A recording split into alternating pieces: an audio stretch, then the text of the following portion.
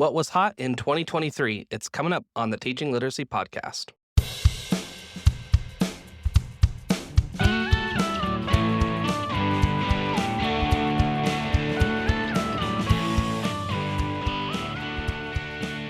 Hello and welcome to the Teaching Literacy podcast. I'm your host, Jake Downs, with Patrick Wells on the back-end production.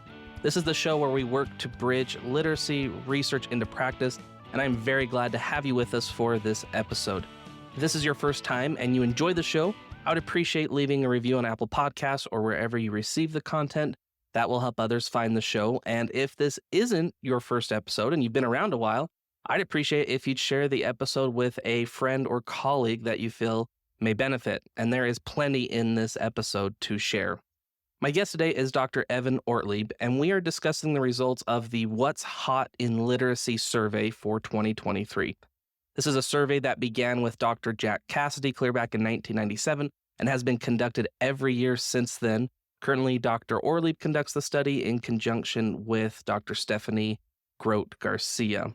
I mentioned this in the episode, but I'll also note here that Dr. Ortlieb has a recent book release. It's an edited volume entitled Disciplinary Literacies, Unpacking Research Theory and Practice. He co-edited the book with Brittany Dellinger-Kane and Earl Cheek Jr. So if disciplinary literacy is your thing, it's something you're interested in, that's definitely a book you're going to want to pick up. Dr. Evan Ortlieb recently was the Dean of the Zucker Family School of Education at the Citadel.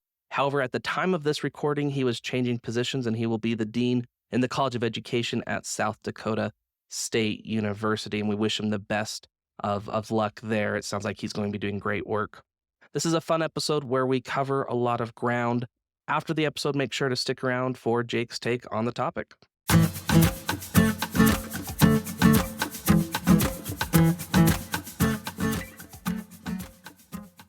Dr. Evan Ortlieb, welcome to the Teaching Literacy podcast. Thank you so much. It's a pleasure. Heard some of the episodes and whatnot. I'm really excited for our talk today. I'm very excited as well because this is a little bit different conversation than I typically have on the show. Today, we're talking about a survey that you've participated in for a long time called the What's Hot survey. Before we dig into the survey, will you just provide a brief overview of you and your background, how you got wrapped up in tracking current topics in literacy? Yeah, absolutely. So my background, I'm originally from Louisiana, sort of elementary education focus. I spent some time in middle grades and elementary grades and part-time reading specialist and decided, you know what, how do we maintain that K-12 focus, but do so in higher education simultaneously? And so kind of went into higher education, but focused strongly on school district partnerships and research that actually matters. Currently going to be assuming a deanship at South Dakota State next week, and really excited about that transition. My entry into current topics or hot topics in literacy really goes back quite some time when I was recruited by Jack Cassidy, who is renowned for all the right reasons, who started this survey over 25 years ago. And so while he was doing a survey, oftentimes he would either ask a graduate assistant or a new faculty member or somebody else in his kind of circle, if you will, to help out on any given year. And as a recruiting tool, he said, Evan, if you come work for me over in Texas, I'll get you on the project. And I was like, you better believe it. That's something that I couldn't pass up. So 3 years into my professorial experiences, I made the shift to Texas A&M University, Corpus Christi, where he was associate dean. And we started in that process. Currently, it's done alongside colleague Stephanie Grote-Garcia, who is at the University of Incarnate Word in San Antonio, Texas. And both of us have strong connections back to Jack Cassidy. And since his passing, we've taken that on and continue to usher it forward to preserve this important research. Well, I appreciate your connection to Jack Cassidy because he had such a long history of scholarship and made so many important contributions to the field. And I like that you and Stephanie are able to carry the torch onward. And like you said, this has been going on for 25 years. And I find this survey particularly helpful when I'm doing more of a historical analysis or writing. I like to go back and look at, okay, what was hot in 2013? What was hot in 2008? To track some of these topics over time. And I think that's a really valuable asset that will become even more valuable as time goes on. So, to dig into the survey, can you define for us when you say what's hot, what do you mean by hot? Yeah, absolutely. There's a lot of misnomers here, so let me dispel those. So, when we say a topic is hot, we mean that it's currently receiving attention in the field, whether that be in the classroom K-12 world and or in the research in the extant literature. We think it's important to differentiate what we call hot to what a lot of people think it might mean. A lot of people think that that hot is synonymous with important, but we don't think we don't that's not our stance. We think all literacy topics are important within various contexts, and we're never saying that one is more important than another. Instead, we're just simply saying what is currently receiving a lot of attention out there in the field.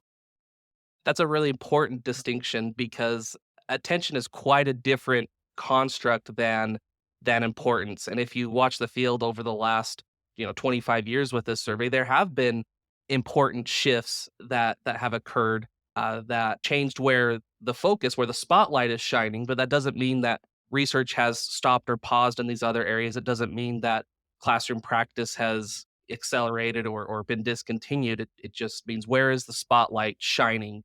Absolutely. And we will regularly receive emails, right, from someone who says, like, "Well, this topic's important. How can you say otherwise?" And we can just go right back to that's not exactly what we're saying, in kind of a good spirit. But we develop relationships with a lot of people in the field because this survey is widely read and I think interesting to many people. So in this process of the What's Hot survey, it's been a very consistent sampling and interview process, which I think helps maintain the integrity of the survey. Can you describe how you sample and conduct the interviews for the What's Hot survey? Absolutely. So many years ago, ILA looked at its membership according to various geographic regions across the US and even internationally. So they would have the Great Lakes region and the Midwest and the Southeast and so forth. And so what we originally did is we compiled a representative sample of experts in the field. Again, these can be literacy scholars. These can be K-12 district leaders sometimes. These can be people with that sort of historical perspective, right? And we've selected the number of people in those respective areas according to how much a membership is represented in those geographic regions. So, regularly speaking, the Southeast is very high populated in terms of the ILA membership. So, the Southeast would receive, let's say, like 5 people out of the 25, right? So, we have that relationship in terms of how many from each of these regions that we've used. We've had more or less 3 to 5 year cycles for people staying on and moving off. We think having some fresh blood is particularly relevant, especially when we're adding new topics. And as topics change over time, that it's important to be incredibly diverse with people who are surveyists. We also think that having an international representation is really important. So we'll have somebody typically in Canada as well as somebody internationally speaking beyond just North America, if you will, that's ranged between New Zealand, Australia, and some different places. So we try to, again, like you said, stay standard with our sampling approach. We believe that 25 is kind of a sweet spot because we do literally live interviews individually. So this is no survey that we send out. We have phone conversations for at least an hour with each of these people because we feel that even though we're asking them kind of a yes or no, and to what degree do you think, that qualitative context matters to us. So when they say, you know what, this is the research that I've seen, and this is why I'm saying what I am, many of those quotes will make it into the paper itself, and we believe that that provides um, sort of the surrounding context that's super important to better understand why these topics are hot or not. Definitely think you get a lot more nuance to the survey when it's done in an interview qualitative format rather Yes. than just sending out forms and folks filling in a bubble on a sheet. And I'll also say that we're incredibly thankful for these people, right? They give of their time. Yes, they're interested and they want to contribute. They don't have to. They're not paid. They're not compensated in any way, but they believe in the mission. And I think together, this is why this research is particularly important for me. Another interesting part of the survey is when you interview the individual, you ask them, okay, here's a topic. Is it hot or is it not hot? And then you also have a follow up question of whether it should be hot, which I think is an interesting twist. Can Yes. you describe the should or should not be hot aspect of the survey as well? Yeah. So the first part, right, the hot or not, is their evaluation of what they've seen, of what they've heard, or what they've read. The second half, do you think it should or should not be hot? Do I think fluency or RTI or something else warrants a greater attention in the K-12 world or in our research? And that's where people's more opinions are populated and represented within the overall sample. And I think that way, again, if 100% of if 25 out of 25 say that something should be hot, I think that says something, right? And I think it also says something that half the people think it should be hot and half don't, right? What are the nuances there? Why might that be, right? Is it just I'm an early childhood guy, so I think that that should be receiving more attention? There's a little bit to that. But again, to the inverse, if everybody says this should not be receiving as much attention as it is, then maybe, to some degree, we need to be a little more, step into the role of being an advocate and saying maybe, we need to turn our attention to some other areas. Absolutely. So when the final rankings come out, that it comes up as, extremely, very is kind of the gradient, and then should or should not.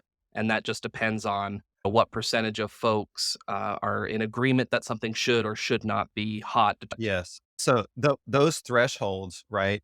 If it's a greater than 50%, then we say it is hot. If it's if it's more than three quarters, we'll say like very hot. If every single person, right, says that this is hot or should be hot, that's when we say extremely, and it's kind of a unanimous opinion at that point. So I hope that gives folks the context for how the survey is conducted and how it's calculated, the gradient that topics can exist on. So in the 2023 survey, there was only one topic that was extremely hot that every single person who participated in the interview said was hot. And I don't think it will surprise any of the listeners of what that topic is, but the science of reading is extremely hot. Tell us about how science of reading fared this year compared to previous years, and whether or not the folks in the survey indicated it should or should not be hot. So we have seen that the science of reading this year has eclipsed even how hot it was last year. So there's a lots of attention, not only in elementary, early childhood space, even adolescent and secondary spaces, knowing that many states are going towards requiring all teachers, particularly reading teachers and English teachers, to have this training. Now, do we agree these topics are relevant to all parties? I think that is the essence of who we are as literacy teachers, right? Using that adage that every teacher is a literacy teacher.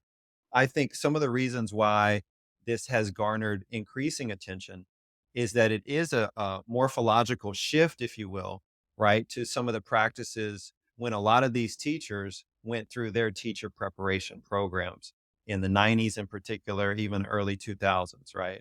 And so as we go back and forth, the ebb and flow between the degree with which is skills based or more language based and so forth, we see these topics receiving quite a bit of attention, right? If we go back historically around the National Reading Panel, it would have been some of those other topics, right? So we see these ebbs and flows. Right now, science of reading is receiving, tons of grant money out there, lots of teacher training. In the state of South Carolina right now, they are focusing on pre-service teacher training to the same degree. So I think in-service teachers, by and large, are getting prepared, if prepared in that space. Now it's creeping down into higher education and fitting into those classes to a greater degree. I think that's going to continue based upon the conversations that we were having. And I think, there's obviously the sort of a lot of attention and wars and controversies about this.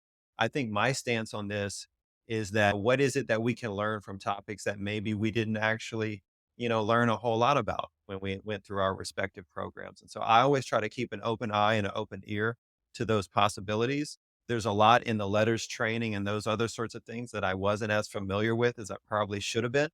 And so going through that process has been great for me. Yeah, I would agree. The literacy context in Utah feels very similar to what you were describing in South Carolina, with emphasis on practicing teachers being trained in some better evidence based practices, and the emphasis on higher education as well, and making sure that undergraduate pre service teachers are trained to a specific standard. And some of my role and responsibility plays into that in making sure that our undergraduates are really ready for classroom instruction and to hit the ground running. Mm. An interesting aspect of the science of reading was that it was ranked extremely hot, but that the folks in the survey indicated that it should not be hot. Do you have any insight or thoughts on why that might be the case? Yeah, I think I do.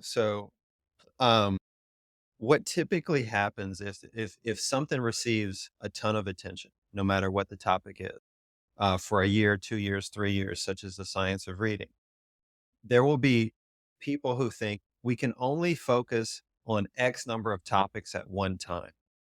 And so some people think that the sort of the overly explicit focus on science of reading takes away our focus on other important topics like comprehension, special populations, or ESOL learners, et cetera.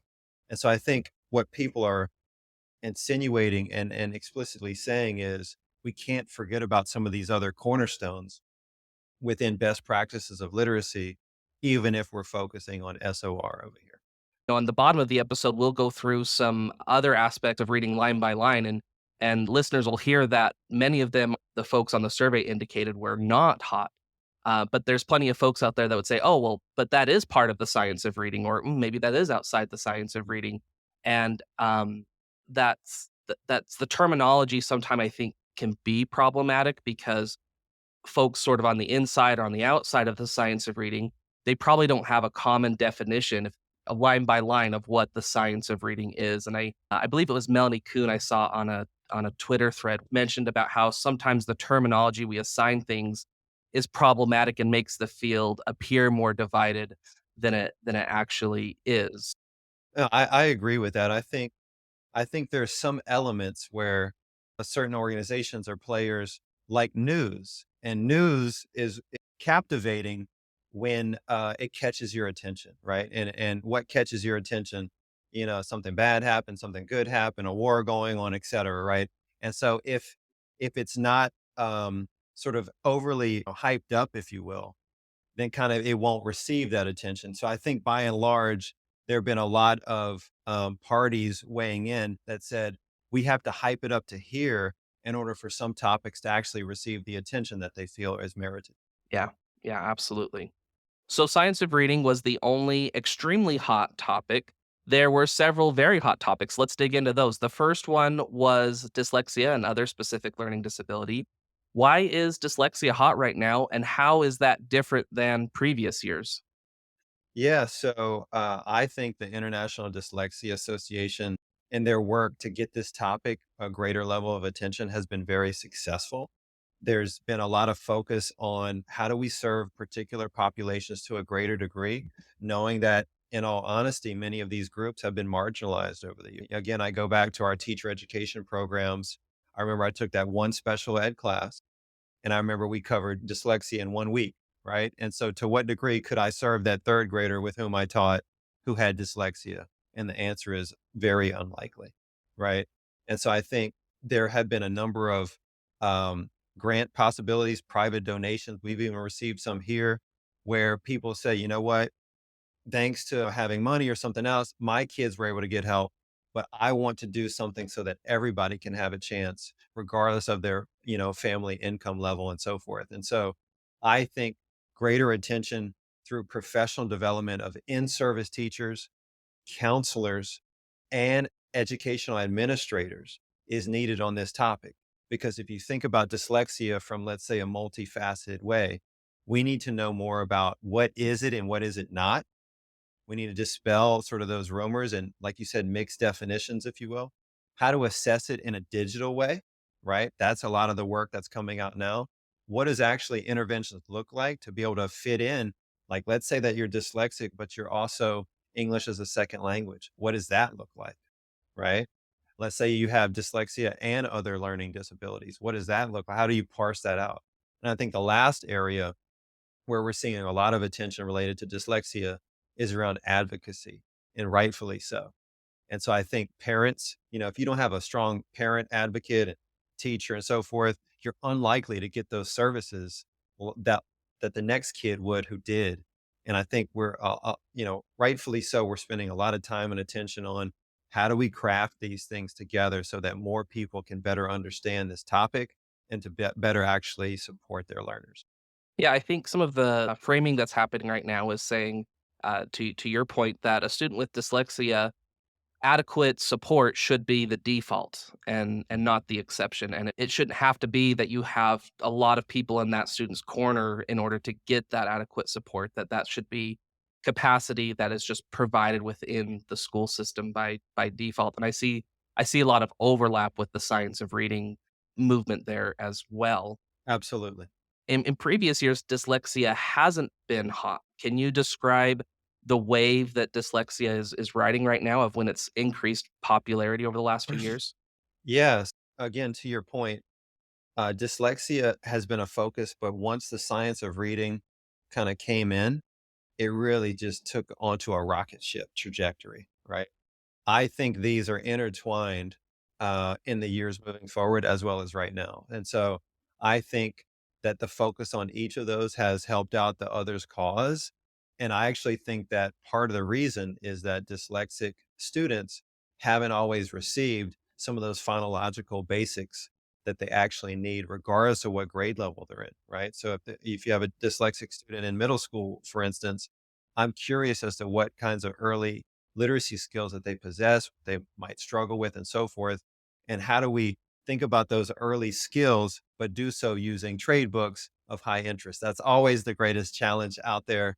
But I think we can do that to a much greater degree today. You mentioned phonemic awareness and phonological awareness, which is what we're shifting to for our next topic. And I think there's also overlap with dyslexia and the science of reading here. But phonics and phonemic awareness was ranked as very hot. Can you give us some detail on that? Think it's been a wave. We're literally like a wavelength, if you will, right? So originally started with kind of the No Child Left Behind, National Reading Panel, and so forth. These are a cornerstone, if you will, of effective reading instruction. And I think that stayed for, 5+ years. And with new presidency and new political foci after that, we maintained a lot of that skills base, but in different ways, right? And so I think the attention went much more towards vocabulary comprehension, if you will. I think this wave has, again, come back full circle so that there is attention on phonics, phonemic awareness. Again, those early literacy skills that are foundational to thriving, particularly in first, second, third grade, if you will. The research is very strong around that.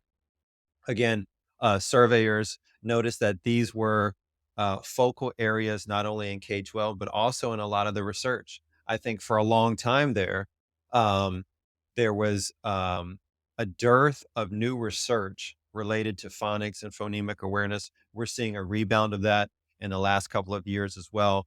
And so we think that it's important if a topic does receive quite a bit of attention out there that we need to heed that. We need to see what actually is new in those spaces, knowing that some surveyors said that, we know all we need to know in these areas. But that's not my personal stance. I think there's always areas to grow and to better understand. I think that's the evolution of science is simply what we currently know about a topic, knowing that that's going to change over time.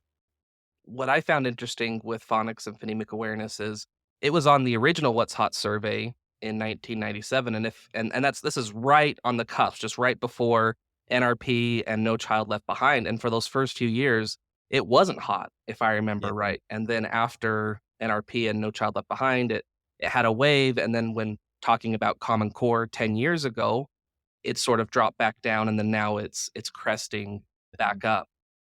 So another very hot topic was social justice, equity, and anti-racism in literacy. This was a topic that is new-ish to the survey. It was added in 2019. Can you talk about how hot the topic has been since 2019 and any insight on why it's hot right now? Yeah, absolutely. So many of the surveyors, every year we ask them, do you suggest any new topics? And, sometimes we will take those, sometimes we don't. Sometimes five people will say the same topic and okay, let's add that. And this has been one of those again about 4 years ago or so that we added to the list because we saw a lot of attention towards like Ian O'Byrne's work over at College of Charleston and whatnot, where he's looking at, okay, if we're developing young readers and people heightening their literacy skills, how are they taking those skills and doing something about it? Right. And so I think skills are, particularly important for their own regard, yes, but when we're able to use them in productive ways in society, right? And I think this is some of what this topic is about, where it's important to engage in diverse reading so that we're challenged with our pre-existing notions about topics and different groups of people and cultures and history even and so forth. And I think without that wide exposure, we're never going to learn more than perhaps just what our parents taught us and what's in the textbook that was selected by some other individuals out there. I think giving teachers the onus and the responsibility to diversify their children's literature, their adolescent literature, their classroom libraries, to be able to talk about how do we use supplemental materials beyond just the curriculum itself is so important to develop perspective. And I think when we think about social justice, equity, and anti-racism, a lot of the literature that's been used over the years is not representative of those aims. And I think some groups, some schools, some teachers are doing much better at this than others. I think we have a long way to go to where we can actually say, you know what, we are equitable in our literacy instruction. I get the sense that the conversation around social justice, equity, and anti racism literacy is about how do we use literacy as a tool to promote social good. And I think there's broader things happening there as far as what books a library can and can't curate and, quote unquote book bans and things like that. But I really think at its root is how do we use literacy as a vehicle for social good rather than just outcomes on an end of year high stakes assessment. So those were the topics that were hot. And when I look back at 2023, I think, yeah, that to me, that sums it up really well of what was hot. There were several topics that received some increased attention that we'll have to see whether they crest and become hot in future years. But the first one was adolescent literacy.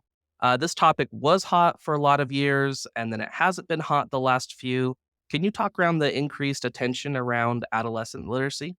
So we believe that adolescent literacy has become an umbrella term where disciplinary literacy and other topics may actually fit underneath it. And as a result of that, we think that the pure term adolescent literacy, in terms of its individual level of focus, has maybe undercut in the process. So we believe that there are tenets of adolescent literacy that are hot, but right now, adolescent literacy as a whole is not really receiving the attention that other areas are. We think that science of reading has a role in that, knowing that it's shifted the focus down to early elementary and early childhood years. We say that we're not saying something's not important. What we're saying is adolescent literacy, even though it has in years past been one of the hottest topics on a consistent basis, it has not been with the increased attention in disciplinary literacies and some other related. I'm not sure I thought about adolescent literacy being an umbrella term for things like disciplinary literacy, but I like that. I think that makes a lot of sense. I think that's a very productive framing around it. And yeah, as far as the spotlight of attention goes, I think the science of reading, it's very clear that that is white hot shining on elementary and especially early elementary, which means that it's harder to shine a spotlight on upper elementary, middle school, and then even high school students and supporting them with productive literacy. Yeah, I mean, we had one teacher as part of the survey, district level person, and she said, Adolescent or secondary literacy matters too." And that was her quote, and we agreed, but just the attention's not there right now. Yeah. So another area of increased attention is policy and advocacy. Can you talk a bit about the increased attention in that area? Yeah, absolutely. So around policy, knowing that, I'm a firm believer that if we are not active from the stance of participating in policy formation, then we're going to be reactive. And sometimes it's going to be too late. And so we're what the researchers and the other surveyors commented on is they said that policy and advocacy is hot right now. It's receiving attention, but sometimes they're being created by people who we would rather it not be the case, right? And so whether that be a bureaucratic opinion, whether that be organizations that they did not agree with, right? There's a lot of literacy related organizations, I think, with different missions. And so I think we tend to align ourselves with ones that really speak to our values and what we're passionate around. But some of those groups are much better advocates than other ones. Some groups say that that's not their purpose, right? Is to be able to participate in those ways.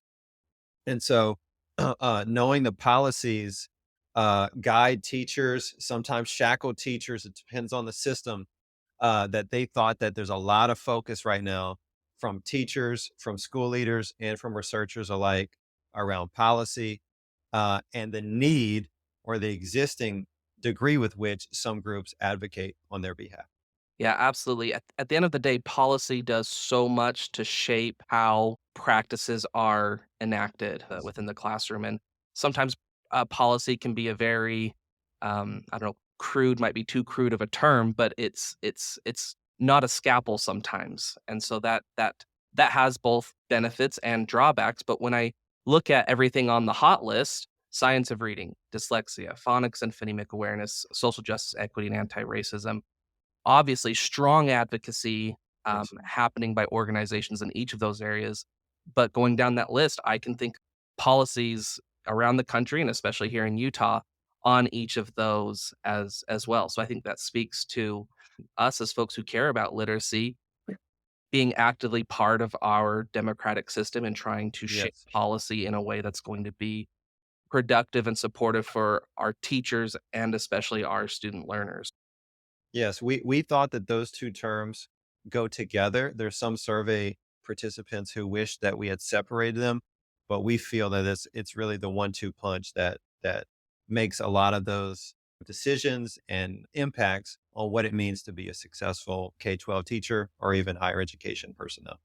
So there was one new topic on the list for 2023. Tell us what the new topic added to the survey was and a bit of information about it. Yeah, absolutely. So we added artificial intelligence. We feel that when you think about what does it mean to be literate today, if you don't have skill sets related to how to use artificial intelligence appropriately, whether it be ChatGPT or Google Bard or whatever, um, then we don't believe that you're fully literate. And I know that that could be a controversial statement. This goes for how to use it in your pedagogy. This goes how to use it for your day to day operations as a literate individual.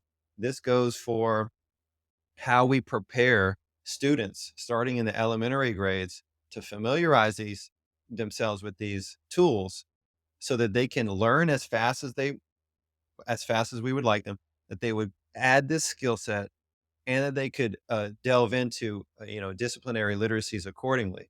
We think that what it means to read and write today is drastically changed in the last year directly as a result of artificial intelligence. I know at home I write bedtime stories with my two girls using Chat GPT. They insert everything that they want to know, right?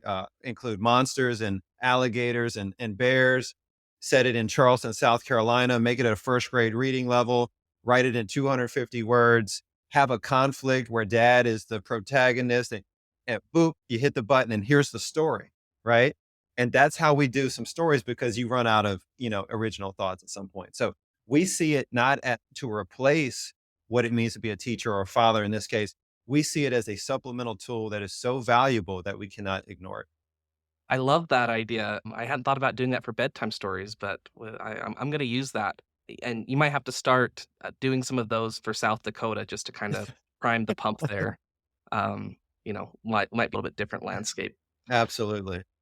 So you also brought up there's multiple levels of implications around artificial intelligence. It's shaping what it means to be literate or in our modern era, but it also is shaping, how do we use this for instruction? How do Yes. we use this to leverage student outcomes? And there's going to be major research implications across all of those. And some of these other areas, the wave was kind of building and then now it's, peaking. But I feel like with artificial intelligence, there was kind of like talk around it, but it was like on a Monday, it wasn't here. And on Tuesday, you had Chat GPT and it was here. Yes. And there wasn't this sort of buildup. It just was all of a sudden, wow, okay, let's figure out how to do it this. So I think a year from now, 18 months from now, we're going to just start seeing a wave of research around using artificial intelligence at each of those levels. And it'll be interesting to see what that looks like as far as how it shifts the instructional landscape and what it means to be literate in general. No, I totally agree. I'm a big proponent of, whether you're in higher education or even elementary, middle school, secondary grades, that they're, using a green, yellow, and red light system for particular assignments where it's like, you know what, this assignment, I want you to use anything and everything you can. We're trying to get to the result through any means necessary. Green light on anything and everything. Yellow light might mean, the practice here, but your final essay, we're actually going to write ourselves and so forth. Red is, don't dabble in that space. I think we live day to day based on the parameters that are provided, right? I come to work 8 to 5, or like I don't speed because of this. I think we need to provide those parameters to students because the more that we say this is a bad thing, they know right away, like they're lying to me and they're using it to make their PowerPoints and to write their letters of recommendation or what, like we don't want to be a hypocrite in this process. And it's so important to be authentic in the ways that we couch and provide those parameters for students. And I think that is what we've always done, whether we used a calculator on a test or we didn't, or whether we were using online encyclopedias or not, and so forth. This the new wave of that in a much more dynamic way. But again, we have to be leaders in this space and we have to be able to do so through research. And I think what you're offering is a longer road to travel, a more complicated, a more complex, a more nuanced road to travel.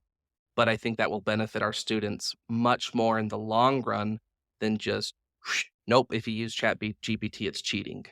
There's there's a lot of nuance there that if we can teach our students how to use it, we can actually really accelerate their capability to be a productive, functioning participant of society. Absolutely. So what we have left now is a rapid fire. We're just kind of going to go through the bullet list of a bunch of other items, and you're just going to say whether it's hot, not hot, whether folks said it should be hot or should not be hot. And I just included those because these are areas that I think are interesting, and I find that the some of the contrast of these is interesting with the contrast of other aspects that we've talked about. And then maybe once we get through the list, we can have some brief discussion there. But the first one, assessment. Where did that rank? Assessment is hot. Should it be hot or should it not be hot? Well, the surveyors right now were saying that assessment should be hot. Comprehension, Comprehension right now is not hot, but that they say it definitely should be with universal agreement. disciplinary literacy, Disciplinary literacy is not hot, but that it should be. and I'll put in here that you have a really recent book on disciplinary literacy, don't you? An edited volume. Yes, it just came out about a month and a half ago. I did it with Dr. Brittany Kane and also my former major professor at LSU, Earl Cheek.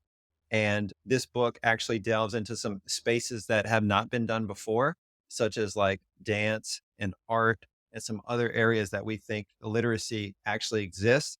And we can do a better job at maybe bringing that to the limelight. We should have plugged that at the beginning, at the top of the episode, but better late than never. So maybe just Of tell us the course. title of it and where folks can get it. Yeah, so it's Unpacking Disciplinary Literacies from Research, Theory, and Practice. And it's through Guilford Press, and it's available all over. I like Guilford Press. I think they do a good job. All right, back Absolutely. to regular scheduled programming. Fluency, hot, not hot. Where is that at? Fluency is not hot right now. And in mixed, some people are saying it should be hot. Motivation, engagement, attitude. Yeah, that is not hot right now, but that people said there should be more attention being given to it. RTI, RTI is not hot right now, but that it should be. and then writing. Writing focus. has almost always not been hot, but that it definitely should be with universal agreement, particularly because writing teachers, English teachers, if you will, are feeling those pains from not having enough research, particularly around artificial intelligence and its impact on their teaching practices. And so all the surveyors with universal agreement said that more attention is needed in that space. Yeah, writing unfortunately just tends to get a shorter end of the stick, and despite there's a lot of great research out there, but also it's a little bit harder to conduct research in writing because the skill is more unconstrained than something like a phonics or a fluency. Yes, the assessment, the evaluation of writing is challenging. We did a sampling of journal articles, if you will, and I want to say it's less than 7% of literacy articles are related to writing. Wow, that's saddening, but not surprising also to a degree, unfortunately. So in looking at that whole list that we just provided, every one of those, well, most of that there's a mix. Most of them were not hot. Assessment was the only one I believe on there that we said was hot. But That's right. the evaluators, the participants in the survey said that it should be hot. Are there any patterns or themes that you pull out of that in aggregate? So I would say most of the topics from the surveyors are deemed to be should be hot, right? And so there's sort of that universal opinion that we should be giving attention to everything. That's one component of it. Knowing that, much like windows on your screen right here, you can only focus on so many at one time, right? And so there's that adage. I think, secondly, is the more topics that we've seen are listed as should be hot is also a reflection that much smaller number of topics are very hot or extremely hot. So there's kind of that inverse relationship. If there's only a couple that said, these are very hot, then there's going to be many more that are listed as should be hot. And that's a pattern that you've seen in previous years as well, that there's sort of an inverse amount when there's a smaller set Yes, of very hot or extremely hot, that there tends to be a wider spread of what should a list of should be hot. Am I understanding that correctly? absolutely. That's Okay. correct. And so this year, with one topic being extremely hot and then a short list of ones being very hot, that might help us understand that there is a lot of aspects to literacy. And when we're thinking pre K, early elementary, later elementary, middle school, high school, college, life and society, that there's a lot of aspects to that. And our ability Yes, field to focus our attention can only go in so many areas at once. it's true. And how we come up with these 29 or 30 topics, right? That's tough because there could technically probably be 100 topics, right? And other people would say, it's kind of redundant at times. And we feel there's kind of this middle ground right around 30 topics or so. Yeah, no, that's a great point that, you could probably have a topic like orthographic mapping be on the survey this year, and that would probably be very hot. There's subparts in all of these, or, Yeah. text structure as a part of comprehension, and that probably would not be hot. So, I appreciate your work in being able to not only keep a consistent sampling procedure, but curating a list of, just keeping it tight of what's really being captured in our current moment of literacy, because even though something feels white hot right now, tides shift and things ebb and flow. And I think this is great ongoing research that just helps capture where the world is at, the literacy world is at in a specific year. No, thank you for that. I think in general, from year to year, we might have, let's say, maybe two new topics, two, three new topics on a year to year basis, and maybe one kind of topic roll off, maybe one to two topics roll off. And we feel that that's kind of that sweet spot. Again, we rely upon post surveyor feedback on, what would you like to change for next year? What are you kind of seeing that we should track and consider for next year? And so we lean on them not only for the results, but also how to shape the survey for years to come. Thanks to you and Stephanie Grote-Garcia for your work with the survey. If folks want to learn a bit more about the survey, or even read the survey, where might they be able to do that? Yeah, so the survey is featured in the Journal of Literacy Research from ALER. And so you can check it out online. You can even receive the hard copies. I know I still do. I appreciate those in hand sometimes. This particular article is typically situated at the end of each year, so that people can kind of get that summative, narrative story, if you will, an account for what has been hot this year. So this one isn't quite in print yet. Is that my understanding? It's That's right. So this one should be out within a month or so. It's going through the page proofs right now. okay, awesome. So yeah, so it's pretty forthcoming. Will that be open access or is it behind paywall? So it's not open access right away. I think there's a year long process before it Okay. actually does become. But I'm sure folks were really interested in it and they didn't have access behind the paywall. They could reach out to you directly to be able to receive that. Absolutely. I'm happy to help out and to be able to support anybody who's interested in reading the work. Okay, fantastic. Well, Dr. Evan Ortlieb, thank you for joining us on the Teaching Literacy podcast.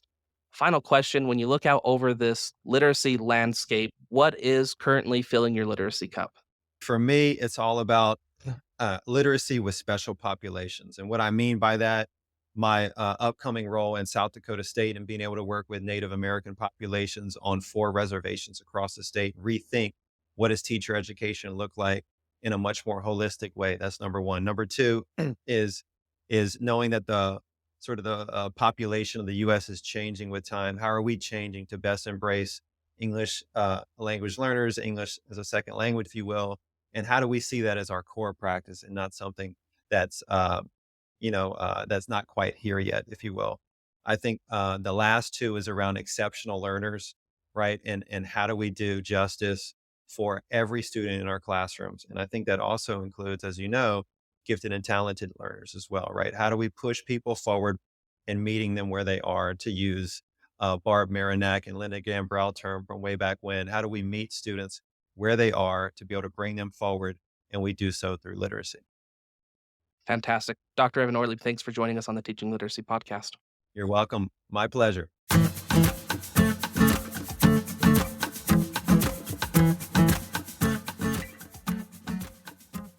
A big thank you to Dr. Evan Ortlieb for joining us on the show to talk about the What's Hot Literacy Survey for 2023.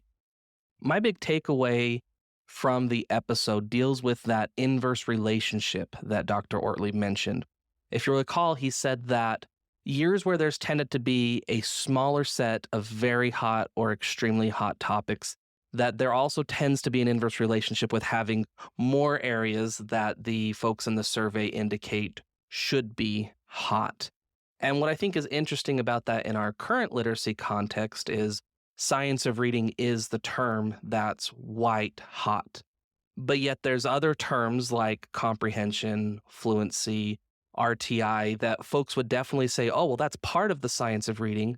Yet folks on the survey ranked that as currently not hot. And so you'll notice on this show, science of reading isn't a term that I really invoke a lot or that I use a lot.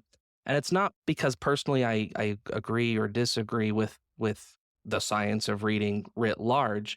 It's more so because the terminology can be slippery, that advocates and critics of the science of reading are going to, if you have them make a list of what the science of reading is, my guess is that that list might not have as much overlap as we would hope. And so the terminology sometimes can drive some, I wouldn't say division, but can drive disagreement in the field when, really what I care about is evidence-based practice. And so it'll be interesting to watch how the science of reading continues to evolve. I think currently the science of reading thus far has been a revolution of practice and instruction, and not necessarily a revolution of research.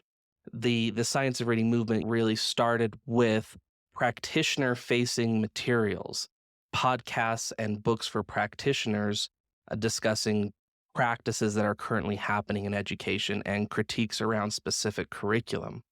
Whereas, folks in the research world that are familiar with the field and familiar with evidence-based practice, a lot of these things weren't maybe necessarily new to them, that they knew the research around phonics and phonemic awareness, and they knew some of the aspects that were being pushed, but yet it was this revolution of practice that has just sort of enveloped the whole literacy sphere, where I think you are going to see more researchers invoking the term science of reading. And then now we've sort of, what Dr. Ortlieb said is 2023 science of reading even eclipsed, was even more white hot than it was in 2022.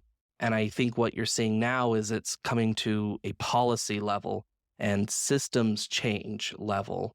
And so, like I said, it'll be interesting to see what the science of reading does the next few years. But looking over previous years of the What's Hot survey, it will have a shelf life, that there will be a year where it's not extremely hot and maybe it slips to very hot as the literacy landscape ebbs and flows. But I think it is very important to recognize the moment that we're at in literacy, where right now everyone is talking about instruction and what instructional practices should be and what good instruction looks like. And wherever folks are at on that science of reading spectrum, I do think conversation around effective practice and efficient practice is a very productive practice. That as a field, there are aspects of literacy, like we talked about, that we should be caring about. But all of those, if we're thinking about kids, teenagers, adults learning in classrooms, that instruction should be a focal point of what we care about. And I do think that is something that the science of reading conversation is definitely bringing to the table. Thank you so much for joining us in this episode. This is the last interview-style episode of 2023. I will put in a plug, though, that I will be releasing right around New Year's my resolution for 2024. So you're going to want to check that out, because I think there'll be items in there that you'll definitely want to listen to. I hope your 2023 was a great year. I hope 2024 looks even better for you. This is Jake Downs with the Teaching Literacy Podcast. And until next time, let's work together to make reading and writing instruction even better.